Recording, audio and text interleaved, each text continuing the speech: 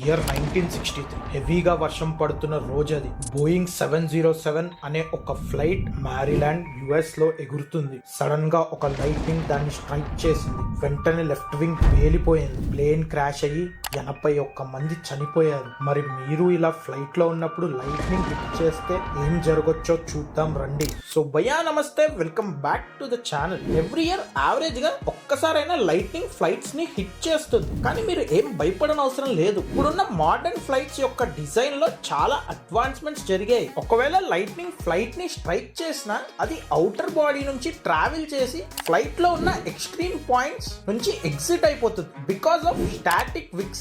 దీని వల్ల ప్రజలు ట్రావెల్ చేస్తున్న ఫ్లైట్స్ ఇన్నర్ బాడీ సేఫ్ గా ఉంటుంది. మరి ఈసారి నుంచి లైట్నింగ్ స్ట్రైక్ చేసినప్పుడు just take a snap and chill until you are in Boeing 707.